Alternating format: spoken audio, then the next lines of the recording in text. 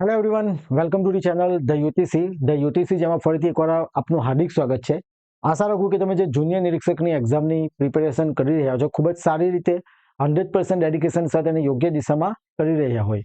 Okay, તો આજે આપણે બેઝિક ઇલેક્ટ્રિકલ એન્જિનિયરિંગ પ્લેલિસ્ટનો નેક્સ્ટ વિડીયો આપણે જોવાના છે કે જેની અંદર આપણે અલગ અલગ જે થિયરમ છે, બરાબર, જેમ કે ઇલેક્ટ્રિક સર્કિટને સોલ્વ કરવા માટે current division rule, voltage division rule કઈ રીતના યુઝ થાય એ લાસ્ટ વિડીયોમાં જોયું. હવે આપણે અલગ અલગ થિયરમ જોવાના છે અને એના પરથી આપણે એમસીક્યુ કયા પ્રકારના આવી શકે એ પણ જોઈશું. ઓકે, તો જુનિયર નિરીક્ષકના કોર્સ માટે તમે આ લેક્ચર એટલે કે આ વિડીયો તમે ડેમો લેક્ચરના સ્વરૂપે પણ જોઈ શકો કે જેથી તમને ખ્યાલ આવે કે આપણે પરચેસ કરવો જોઈએ કે નહીં. એની એનાઉન્સમેન્ટ એપ્લિકેશન પર વર્ક ચાલુ છે, હું તમને થોડા સમયમાં કરી દઈશ. ઓકે, અને જે પણ વિદ્યાર્થીઓ હજુ સુધી પેલી પીડીએફ પરચેસ કરી નથી, બીકોઝ ઘણા બધા સ્ટુડન્ટ્સે પીડીએફ પરચેસ કરી લીધી છે અને એમને યુઝફુલ છે, એમાંથી વાંચવાનું સારું રહે છે.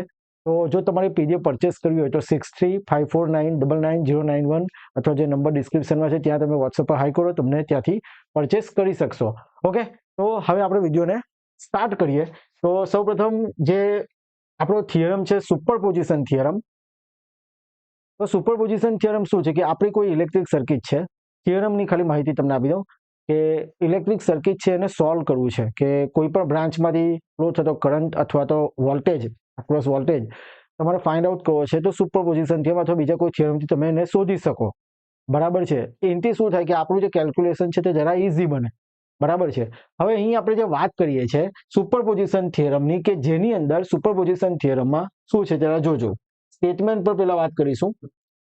According to this theorem, the response in any element of an RLC network containing more than one voltage and current source is the sum of response produced by sources each acting alone when all other voltage sources are short circuited and all other current sources are open circuited.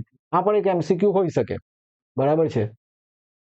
હવે જે આ statement જે કહેવા માંગે છે કે આપણે electric સર્કિટમાં કોઈ એક પર્ટિક્યુલર બ્રાન્ચમાંથી ફ્લો થતો કરંટ અથવા તો એની એક્રોસનો વોલ્ટેજ જો શોધવો હોય તો શું છે કે કોઈ પણ એક સોર્સને કન્સિડર કરીએ, બાકીના સોર્સને રિડ્યુસ ટુ ઝીરો કરીએ. રિડ્યુસ ટુ ઝીરો શું એ સમજાવું. પછી એ સોર્સને કન્સિડર કરીએ અને બાકીના સોર્સને રિડ્યુસ ટુ ઝીરો કરીએ અને પછી એનો એલ્જેબ્રિક સમ કરીએ બધાનો, તો એ જે તમને આન્સર મળશે એ કહેવાશે આપણું સુપરપોઝિશન થિયરમનું સ્ટેટમેન્ટ જ્યાં કહેવા માંગે છે તે. તમને એક્ઝામ્પલ લેવા તો તમને વધારે ખ્યાલ આવશે. ઓકે, હવે all other voltage source are short circuit, એટલે કે રિડ્યુસ ટુ ઝીરોનો મતલબ જ એ થાય છે કે જે વોલ્ટેજ સોર્સ હશે તે બધા કેવા કરવાના છે, આપણે શોર્ટ સર્કિટ કરવાના છે અને જે કરંટ સોર્સ હશે તેને શું કરવાનું છે, ઓપન સર્કિટ કરવાના છે સુપરપોઝિશન થિયરમની અંદર. ઓકે, હવે આપણે જે છે સુપરપોઝિશન થિયરમ છે ઇઝ એપ્લિકેબલ ઓનલી, આ એમસીક્યુ છે જરા ધ્યાન આપજો, applicable only linear element circuit. Okay, કે જે સર્કિટમાં, જે ઇલેક્ટ્રિક સર્કિટમાં લિનિયર એલિમેન્ટ હોય. હવે લિનિયર એલિમેન્ટ કયા કયા આપણા, રેઝિસ્ટર, ઇન્ડક્ટર, કેપેસિટર આપણે ઓલરેડી જોઈ ગયા છે. બરાબર, તો આ જ એલિમેન્ટને, લિનિયર એલિમેન્ટને સુપરપોઝિશન થિયરમ એપ્લિકેબલ છે. આ એમસીક્યુ ઘણી વખત એક્ઝામમાં પૂછાઈ ગયો છે. બરાબર છે. ત્યારબાદ આપણે વાત કરીશું This is not applicable for non-linear element. ધ્યાન આપજો, આ બધા એમસીક્યુ છે, પૂછાયેલા છે. Not applicable for non-linear element. એટલે કે જે સર્કિટમાં નોન-લિનિયર એલિમેન્ટ હોય, તો નોન-લિનિયર એલિમેન્ટ કયા કયા, તો એક્ઝામ્પલ તરીકે તમને હું લખાવું. એક છે ડાયોડ, ટ્રાન્ઝિસ્ટર, એટસેટ્રા. આ બધા કેવા એલિમેન્ટ છે, નોન-લિનિયર એલિમેન્ટ છે. તો આ બધા એલિમેન્ટ વાળી જે સર્કિટ હશે ઇલેક્ટ્રિક સર્કિટ કે જેને શું છે superposition is theorem is not applicable. Then after next MCQ, જેટલા પણ એમસીક્યુ પૂછાઈ શકે એવી સંભાવના હોય હું તમને અહીં જણાવી દઈશ કે જેથી આમાંથી જ જો એમસીક્યુ આવે તો તમને આવડી જાય. Superposition theorem is not applicable for power calculations. બરાબર, not applicable for power calculations. હવે આ કેમ એપ્લિકેબલ નથી, તો સિમ્પલ વાત છે. પાવરનું ફોર્મ્યુલા આપણે શું લખીએ, P = V × I અથવા શું V²/R, તમને ખ્યાલ જ હશે, અથવા તો શું I² × R. તો તમે અહીં જોઈ શકો product of voltage end current, અહીંયા સ્ક્વેર ઓફ વોલ્ટેજ, અહીં સ્ક્વેર ઓફ કરંટ. તો સ્વાભાવિક વસ્તુ છે એ નોન લિનિયારિટી બતાવશે, લિનિયારિટી બતાવશે નહીં. ઓકે, અહીંયા પ્રોડક્ટ છે અથવા તો અહીં તમે અહીંયા જો તો સ્ક્વેર છે તો શું બતાવે? Non linear. આપણે સિમ્પલ વાત કરી છે કે superposition theorem is not applicable for, એટલે કે not applicable for non linear element. તો નોન લિનિયરિટી હશે ત્યાં સુપરપોઝિશન થિયરમ એપ્લિકેબલ થશે નહીં. હમણાં સુધીની જીપીએસસી GSSB એક્ઝામમાં આ પ્રકારના એમસીક્યુ આ થિયરમમાંથી પૂછાઈ ગયા છે. તમારે નોટ ડાઉન કરી લેવાનું છે. બરાબર છે. પૂછાય તો આવું પૂછાશે આપણી એક્ઝામમાં, જુનિયર નિરીક્ષકમાં. કેમ? કારણ કે કમ્બાઇન્ડ કોર્સ છે. બરાબર છે. હવે જે આપણે વાત કરીશું એના એક એક્ઝામ્પલ લઈ લઈએ કે જેથી તમારો બધો ડાઉટ ક્લિયર થઈ જાય કે વોટ ઇઝ સુપરપોઝિશન થિયરમ. બરાબર, આપણે જેટલા થિયરમ કરાવીશું તે બધાની જ વસ્તુ આપણે જોઈ લઈશું કે તેથી એમાંથી કોઈ એમસીક્યુ આવે તો તમને આઈડિયા આવી જાય. ઓકે, તો એક્ઝામ્પલ લઈએ. For the circuit shown below, find the voltage across load terminal, ત્યાં લોડ ટર્મિનલ છે 10 ohm resistor by using superposition theorem. અને આપણી આ સર્કિટ આપેલી છે. બરાબર, શું છે? 15 વોલ્ટ છે આટલી ગાડી. તો આપણે અહીંયા જોઈએ આ 15 વોલ્ટ, 15 ઓહ્મ રેઝિસ્ટર છે અને 1 એમ્પિયર છે અને 10 ઓહ્મનો લોડ ટર્મિનલ છે. આ એક આપણી સર્કિટ છે. અને આપણને શું કીધું છે? વોલ્ટેજ શોધવાનો છે. ક્યાં ગાડી? લોડ ટર્મિનલ, એટલે કે 10 ઓહ્મની એક્રોસમાં આપણે વોલ્ટેજ શોધવાનો છે બાય યુઝિંગ કયો થિયરમ? Superposition theorem. તો સુપરપોઝિશન થિયરમનું આપણે સ્ટેટમેન્ટ શું કીધું? એક કરતા વધારે વોલ્ટેજ અથવા કરંટ સોર્સ હોય. તો અહીં વોલ્ટેજ સોર્સ અને કરંટ સોર્સ છે. તો આપણે શું કરવાનું છે કે સુપરપોઝિશનના થિયરમના સ્ટેટમેન્ટના આધારે જે રેઝિસ્ટરની એક્રોસમાં વોલ્ટેજ શોધવો છે તો પહેલા જ્યારે આ એક્ટિવ હોય એ વખતે વોલ્ટેજ શોધવાનો, ત્યાર પછી આ એક્ટિવ હોય એ વખતે વોલ્ટેજ શોધવાનો અને બંનેનો એલ્જેબ્રિક સમ કરવાનો છે. તો જ્યારે આ એક્ટિવ હોય તો આનું શું? તો મેં તમને અહીં લખાવેલું છે કે voltage source are short circuit and current source are open circuit. તો જ્યારે 15 વોલ્ટ કન્સિડર કરીશું ત્યારે કરંટ સોર્સને શું કન્સિડર કરવાનું છે? Open circuit. અને જ્યારે કરંટ સોર્સને કન્સિડર કરીશું ત્યાં વોલ્ટેજ સોર્સને શું કરવાનું છે? Short circuit. આઈ થિંક તમને આઈડિયા આવી ગયો હશે. બરાબર છે.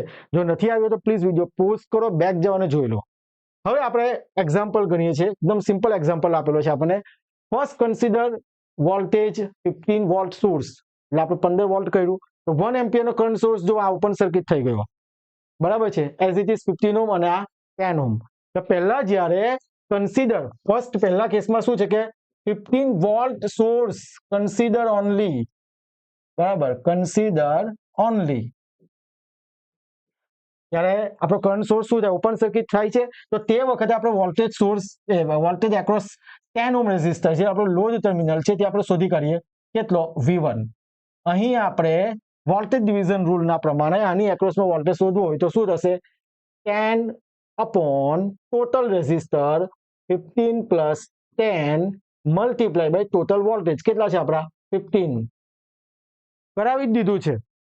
તમે હજુ જોવાનું બાકી હોય તો જોઈ લો. ઓકે, હવે આનું સોલ્યુશન આપી દઈએ આપણે. તો શું થશે જરા જોજો.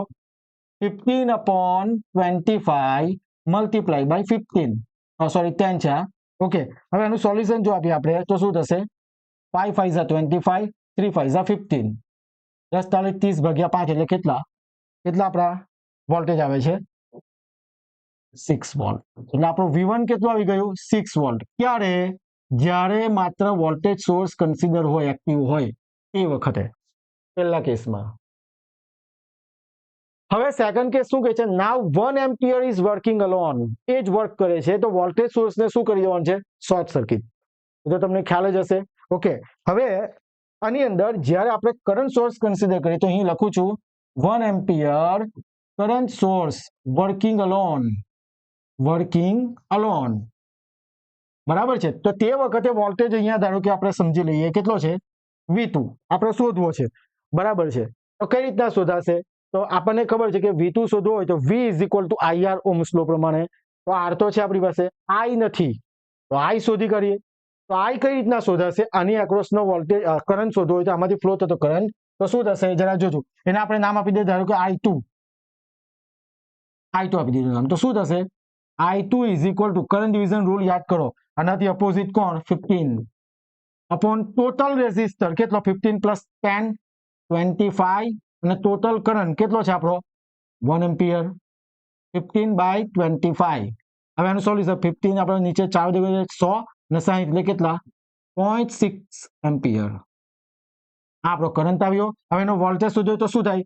V2 ઇઝ ઇક્વલ ટુ શું થાય? I2 into R. R કેટલો છે આપણો? આપણે લખી દઈએ R. બરાબર. તો શું થાય? I2 કેટલો છે? 0.6 અને R2 કેટલો છે? 10. એટલે કેટલા વોલ્ટેજ થયા? 6 વોલ્ટ. હવે એલ્જેબ્રિક સમ જ્યારે બંને સોર્સ કન્સિડર થાય છે તો તે વખતે એલ્જેબ્રિક સમ જો આપણે કરીએ તો voltage across 10 ohm resistor V is equal two V1 plus V2. તો આપણો આન્સર થશે 6 પ્લસ 6 ધેટ ઇઝ 12 વોલ્ટ. આ થયું આપણો સુપરપોઝિશન થિયરમનું એક એક્ઝામ્પલ. તમને એક્ઝામ્પલ તો પૂછાવાના નથી. MCQ કયા પૂછાઈ શકે બધી જ વસ્તુ મેં કહી દીધી. MCQ કયા કયા હોઈ શકે સુપરપોઝિશન થિયરમ એ બધું કહી દીધું. આ બધા MCQ જ છે. વોલ્ટેજ સોર્સ શું કહેવાય? Short circuit, current source open circuit. એક કરતા વધારે ત્યારે આ સુપરપોઝિશન થિયરમ એપ્લિકેબલ થાય. ત્યારે એપ્લિકેબલ થાય લીનિયર એલિમેન્ટ હોય ઓનલી, ત્યારે નહીં થાય નોન લીનિયર. પાવર કેલ્ક્યુલેશન આ તો ઘણી વખત પૂછાઈ ગયો. પાવર કેલ્ક્યુલેશનમાં નથી એપ્લિકેબલ નથી. આ થઈ ગયા આપણા સુપરપોઝિશન થિયરમના MCQ જે પૂછાઈ શકે. લાસ્ટમાં લીધા જ છે, તમને આઈડિયા આવી જશે. હવે વાત કરીશું આપણે થેવેનિન્સ થિયરમ. થેવેનિન્સ થિયરમની વાત કરીશું.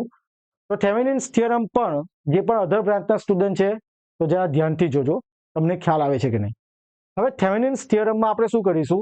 જે પણ નેટવર્ક છે એમાં વોલ્ટેજ સોર્સ થેવેનિન વોલ્ટેજ અને સિરીઝમાં ઇક્વિવેલન્ટ રેઝિસ્ટન્સમાં આ રીતના આપણે એનું બતાવી દઈએ છીએ. બરાબર, જોજો આ ટર્મિનલ AA ડેશ. આ એક્ઝામ્પલ લેશું તો વધારે ખ્યાલ આવશે. સ્ટેટમેન્ટ વાંચી જાઉં છું. And RLC network which contain one or more voltage and current sources can be replaced by single voltage source V in series with equivalent impedance ZEQ. Impedance that is resistance. પૂછવાનું નથી. તો અહીં તમે figure જોઈ શકો. અહીં VTH શું છે? Thevenin voltage. Voltage open circuit between AA dash when I is equal to 0 called Thevenin's voltage અને ZEQ એટલે resistance equivalent impedance between AA dash terminals. બરાબર. આ કેસમાં પણ all independent voltage source are short circuited and independent current source are open circuited. હવે આપણે એના પર એક એક્ઝામ્પલ કરી લઈએ. બરાબર. તો જોજો, find the Thevenin's equivalent circuit. ખાલી થેવેનિન ઇક્વિવેલન્ટ સર્કિટ એના પરથી વોલ્ટેજ કરંટ શોધાઈ જાય. For the load resistance 2 ohm as shown in figure. બરાબર છે. અહીંયા એક સર્કિટ આપી છે તમને. જોવું, બે વોલ્ટેજ સોર્સ છે 28 વોલ્ટ અને 7 વોલ્ટ. ત્રણ રેઝિસ્ટન્સ 4 ઓહ્મ 1 ઓહ્મ 2 ઓહ્મ. બરાબર છે. હવે થેવેનિન્સ જ્યારે વોલ્ટેજ અને થેવેનિન્સ ઇક્વિવેલન્ટ સર્કિટ જ્યારે શોધવી હોય તો જે રેઝિસ્ટરની એક્રોસમાં તમને જે પણ શોધવાનું કીધું હોય વોલ્ટેજ કરંટ, તો તે તમારું થશે લોડ રેઝિસ્ટન્સ. તો એને પહેલા શું કરી દેવામાં આવે? રિમૂવ. એટલે કે જોજો, first remove load resistance 2 ohm and then find the RTH after short circuit the voltage source. Current source હોય તો ઓપન સર્કિટ ને વોલ્ટેજ સોર્સ હોય તો શું થશે? Short circuit. તો જો વોલ્ટેજ સોર્સ મેં શું કરી દીધા? Short circuit. બાકીના રેઝિસ્ટન્સ એઝ ઇટ ઇઝ. પણ 2 ઓહ્મ ને કેમ આપણે RTH આપ્યું? કારણ કે એની એક્રોસમાં આપણે શોધવું છે. બરાબર. તો આ શું છે? RTH કરી દીધા. હવે આનો ઇક્વિવેલન્ટ રેઝિસ્ટન્સ શું થશે? આ પણ આપણે કરાવી દીધું છે RTH. જોજો, અહીં 4 અને 1 ઓહ્મ એ એકબીજાના શેમાં છે? પેરેલલમાં. જ્યારે બે રેઝિસ્ટર પેરેલલમાં હોય તો આપણે ભણાવી દીધેલું છે વિડીયોમાં, તમે જોઈ શકો. પ્લેલિસ્ટમાં વિડીયો છે સિરીઝ પેરેલલ વાળો. તો શું થશે? 4 મલ્ટીપ્લાય બાય 1 અપોન 4 પ્લસ 1 એટલે કે 4/5. કેટલા? 0.8 ohm equivalent resistance. Thevenin resistance RTH કેટલો આવ્યો? 0.8 ઓહ્મ, 8 ઓહ્મ. ત્યાર પછી વાત કરીશું. હવે આપણે શોધવાનું છે નાવ કેલ્ક્યુલેટ VTH થેવેનિન વોલ્ટેજ. કારણ કે અલ્ટિમેટલી આપણે શું કરવાનું છે? આ VTH જે થેવેનિન વોલ્ટેજ છે VTH, થેવેનિન રેઝિસ્ટન્સ શું છે? RTH, અને આ આપણો લોડ રેઝિસ્ટન્સ RL જે કેટલો ઓહ્મ છે? 2 ઓહ્મ. બરાબર. તો આપણે VTH RTH તો ફાઇન થઈ ગયું. હવે શું ફાઇન કરવાનું છે? VTH. તો લોડ રેઝિસ્ટન્સ એક્રોસમાં VTH છે તો આપણે શું કરીશું? VTH ફાઇન કરવા માટે પહેલા તો આપણને કરંટ ને બધું ખ્યાલ હોવું જોઈએ. તો હું ધારો કે સપોઝ કરી લઉં, ધારો કે I જેટલો કરંટ ફ્લો થાય છે, સ્મોલ I જેટલો. બરાબર છે. સ્મોલ I જેટલો કરંટ ફ્લો થાય છે અને મારે ફ્લો થતો કરંટ શોધવો છે I. આ તો ઓપન છે એટલે આપણે I જેટલો કરંટ ફ્લો થાય છે એ શોધવું હોય તો I is equal two V upon R, બધાને ખ્યાલ જ હશે ઓહ્મ્સ લો પ્રમાણે. તો શું થશે? I is equal two V કેટલો? 28 વોલ્ટ. જો KVL આમાં એપ્લાય કરેલો છે. જો KVL વાળો વિડીયો નહીં જોયો તો પ્લીઝ એ પણ જોજો, નહીં તો આ બધું સમજ નહીં પડશે. માઇનસ પ્લસ આપણે એન્ટર થાય તો પ્લસ, આ થાય તો માઇનસ, આ એન્ટર થાય તો પ્લસ, આ થાય તો માઇનસ, પ્લસ માઇનસ. બરાબર છે, આ વસ્તુ તમને ખ્યાલ જ છે. બરાબર, તો જોજો કેવી રીતના I કેવી રીતના ફાઇન થશે. એમ તો ડાયરેક્ટ જ લખવાનું, પણ તમને બતાવું છું કેવી રીતના ફાઇન થશે તે જરા જોજો. માઇનસ ટુ પ્લસ જાય આપણે શું લખીએ છીએ? 28 વોલ્ટ. એન્ટર થઈને જે લિવિંગ કરે તે, બરાબર, એટલે આ પણ લિવિંગ કરે એટલે માઇનસ કન્સિડર કરવાનું. 4 ને કેટલા થયા? 5. એટલે અહીંયા લખું -5 અને I કરંટ એટલે કેટલું? -5I. સમજાય છે બધાને? અને પ્લસ ટુ માઇનસ એટલે કેટલા? -7 volt is equal to 0. KVL according to KVL બતાવેલું જ છે ભાઈ, જોઈ લેવું બધાએ. 28 માંથી 27 જશે તો 21 અને 5I એટલે I ઇઝ ઇક્વલ ટુ શું થશે જરા જોજો? 21 ડિવાઇડ બાય 5. આટલા એમ્પિયર કરંટ ફ્લો થાય છે આ સર્કિટમાંથી. સોલ્યુશન તમે આપ્યા કરજો, બરાબર, અથવા આપી દઈએ જે તમારે જોવું હોય તો. 5 ચોક 20 એક કહી દો, આપી દઈએ. ચાલો ને ભાઈ, શું થશે? 5 4 ઝા 20 અને 1 બચે એટલે 5 2 ઝા 10. 4.2 એમ્પિયર થાય છે I આટલો કરંટ ફ્લો થાય છે આ સર્કિટમાંથી. હવે આપણે શું કરીશું? VTH શોધવું છે. તો VTH પણ આ સર્કિટ માટે, આ લૂપ માટે, આ મેશ માટે આપણે જોઈ લઈએ. લૂપ માટે શું VTH ફાઇન થશે? કેવી રીતના અત્યારે જોજો. આ લૂપ માટે શું થશે? 28 માઇનસ ટુ પ્લસ એટલે plus, minus 4I plus two minus એટલે minus VTH Thevenin's voltage is equal to 0. તો શું થશે? VTH is equal to 28 minus 4I. I કેટલો છે આપણો? 4.2. સોલ્યુશન આપવાનું સાદું હશે એટલે 16. એટલે VTH શું થશે જરા જોજો? 28 માઇનસ 16.8. જે માઇનસ થશે એ તમારો શું આવશે? VTH. આ તમારો આન્સર, આટલા વોલ્ટ. VTH મળી ગયો. અહીંયા આગળ આપણો VTH મળી ગયો. આ પણ RTH છે અને RL. એટલે આમાંથી આપણું જે ટોટલ શોધવું હોય તે તમે આ કરંટ આમાંથી કેટલો ફ્લો થાય તે શોધી શકો કે આ IL ભાઈ આમાંથી આટલો ફ્લો થાય છે. કેટલો? કે VTH upon RTH plus RL. તો કરંટ શોધવા કીધું હોય તો આપણને તો ખાલી થેવેનિન ઇક્વિવેલન્ટ સર્કિટ શોધવા કીધી છે, પણ જો તમને IL શોધવા કીધું હોય તો આ રીતના શોધાઈ શકે. V/R તો VTH upon RTH plus RL. આ થઈ ગયું આપણું થેવેનિન્સ થિયરમ. બરાબર છે. ત્યાર પછી વાત કરીશું આપણે નોર્ટન્સ થિયરમ. પેલામાં કેવું હતું? વોલ્ટેજ સોર્સ અને એની સિરીઝમાં રેઝિસ્ટર હતું. આની અંદર શું હોય? નોર્ટન્સ થિયરમમાં જરા જોજો. An RLC network which contains one or more voltage and current source can be replaced by a single current source for ISC, short circuit current, અથવા Norton's current IN in parallel with impedance ZEQ. એમાં આપણે કયામાં? Thevenin's થિયરમમાં voltage source સાથે resistance સિરીઝમાં અને નોર્ટન્સમાં શેમાં છે? Current source સાથે resistance શેમાં છે? પેરેલલમાં. આ સોર્સ ટ્રાન્સફોર્મેશન જ છે. આ બધું વસ્તુ આપણે જે કોર્સમાં બધું ડિટેલમાં કરાવીશું. આમાં કેવું છે? યુટ્યુબ પર આટલું તમને બેઝિક આઈડિયા આવે કે તમને કેટલો ખ્યાલ આવે છે આપણા ડેમો લેક્ચરમાં.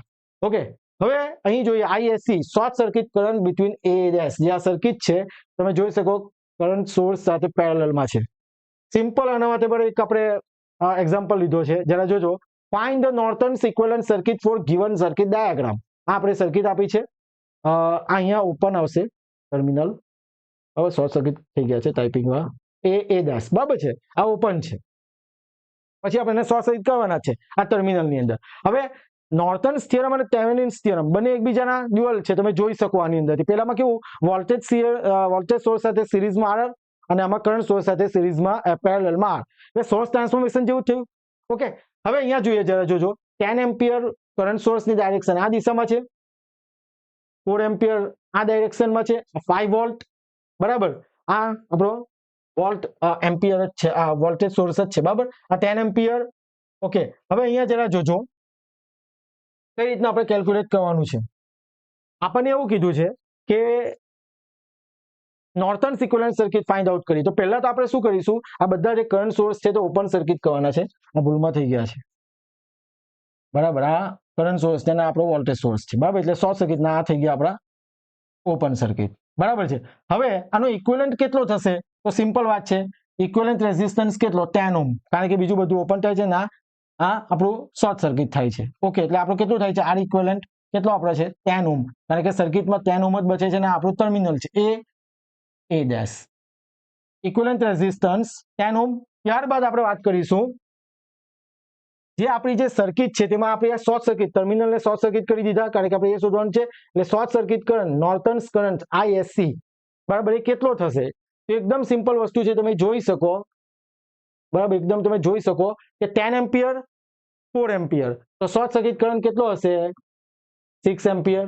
10 માઇનસ 4, 6 એમ્પિયર થઈ ગયો. એટલે આપણો જે નોર્ટન્સ થિયરમમાં જે કરંટ સોર્સ છે તે કેટલો થાય છે? એટલે કરી 6 એમ્પિયર.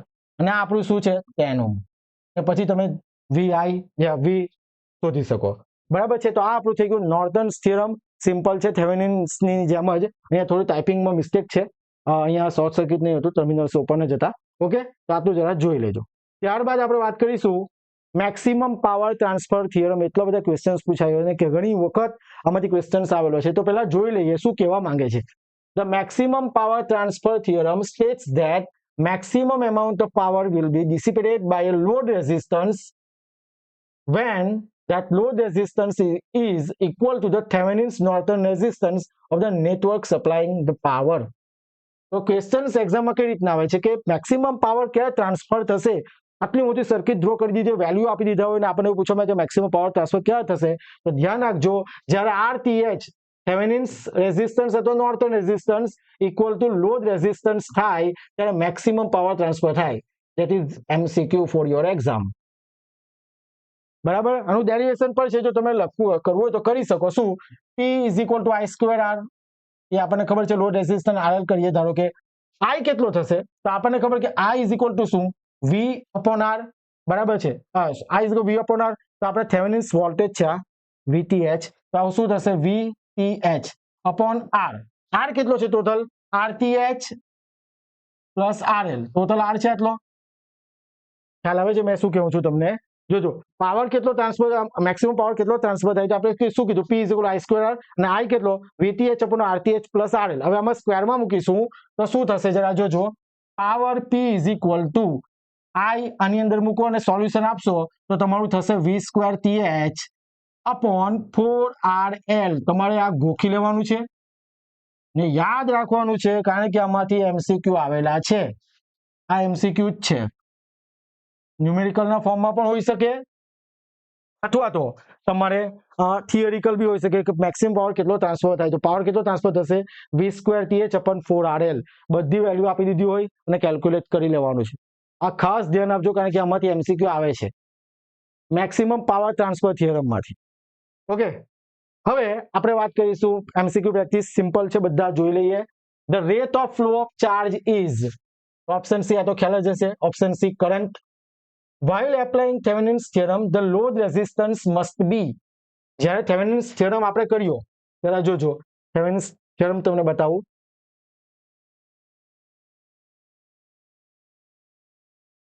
આ થેવેનિન્સ થિયરમ જ્યારે આપણે જોયું તો જે લોડ રેઝિસ્ટન્સ છે તેને આપણે શું કરતા હતા? 2 ઓહ્મ છે તેને શું કર્યું? આપણે રિમૂવ કરીએ છીએ, બરાબર. એટલે આન્સર આપણો જે MCQ માં આવશે શું આવશે? કે while applying Thevenin's theorem the load resistance must be removed. ચાલો, હવે એક MCQ છે, આ જરા જોજો. the Thevenin's voltage across the terminal AB shown in figure. Thevenin's voltage VTH શોધવાનો છે અને તમને સર્કિટ મેં ડ્રો કરેલી છે અને એના 4 ઓપ્શન આપેલા છે. તમારે જાતે ટ્રાય કરવાની છે અને તમારે મને કમેન્ટમાં આનો આન્સર આપવાનો છે કે શું આવશે આન્સર. નેક્સ્ટ વિડીયોમાં આપણે જોઈશું આના વિશે સોલ્યુશન, પણ તમે ટ્રાય કરો કે જેથી તમને થેવેનિન્સ થિયરમ ને બધું ખ્યાલ આવે. Okay, next, the superposition theorem is used when the circuit consists of, 4 option છે. શું? more than one energy source, only one energy source, no energy source, અને D none of the above. આપણે કરાવી દીધું છે કે સુપરપોઝિશન થિયરમ ક્યારે? more than one energy source. ત્યારબાદ for maximum power transfer the load resistance must be equal to resistance of the network. આ પણ મેં તમને કીધું છે, બંનેમાંથી કોઈ બી એક આન્સર, એટલે શું આવશે? Maximum of the Thevenin's equivalent. બરાબર છે, આ વસ્તુ તમને આવડવા જોઈએ બધા MCQ. A superposition theorem is not applicable to network consisting of. વાત કરી દીધી છે હમણાં જ એમસીક્યુ આપણે વાત કરી કયા એલિમેન્ટ માટે નોન લિનિયર એલિમેન્ટ માટે કયા કયા ડાયોડ ટ્રાન્ઝિસ્ટર એટલે આપણો આન્સર આવશે C superposition theorem is not applicable for power calculations આ પર વાત કરીએ આપણે આ બધા ક્વેશ્ચન એમ જ નથી લખેલા આ બધા જીપીએસસી જીટીપીએસબી ની એક્ઝામમાં પૂછાઈ ગયા છે the dual of Thevenin's theorem is theorem શું આવશે ડ્યુઅલ ઓફ થેવેનિન્સ નું તો શું આવશે નોર્ટન્સ થિયરમ સિરીઝ પેરેલલ યાદ કરો અને લાસ્ટ છે the value of R for maximum power transfer in the circuit આની વેલ્યુ પૂછી છે કે આની આર વખતે કઈ વેલ્યુ વખતે મેક્સિમમ પાવર ટ્રાન્સફર થશે તો યાદ કરો થિયરમ અને એમાં મેં સમજાવેલું જ છે આ સર્કિટ પરથી તમારે મને આન્સર કમેન્ટ કરવાનો છે ઓકે તો આશા રાખું કે બધાને આ બધા થિયરમમાં સમજ પડી ગઈ હોય આની પીડીએફ હું તમને ટેલિગ્રામ ચેનલ ની અંદર આપી દઈશ એટલે જે પણ લોકો ટેલિગ્રામ ચેનલમાં જોઈન્ટ નથી થયા તે લોકો લિંક પર ક્લિક કરીને ટેલિગ્રામ ચેનલ જોઈન કરી લો બીકોઝ ઘણા બધા સ્ટુડન્ટ્સ આમાં પ્રિપેરેશન કરી રહ્યા છે ઓકે અને જો તમને વિડીયો યુઝફુલ લાગે તો પ્લીઝ વિડીયોને લાઇક કરી દો અને જ્યાં સુધી જુનિયર નિરીક્ષકની એક્ઝામ નથી થતી ત્યાં સુધી આ પ્રકારના વિડીયો આપણે બનાવતા રહીશું અને તમને હું કોર્સ વિશેની ડિટેલ્સ છે તે ટૂંક સમયમાં જાહેર કરીશ પ્લીઝ વેઇટ કરો મેસેજ નહીં કરો થેન્ક યુ વેરી મચ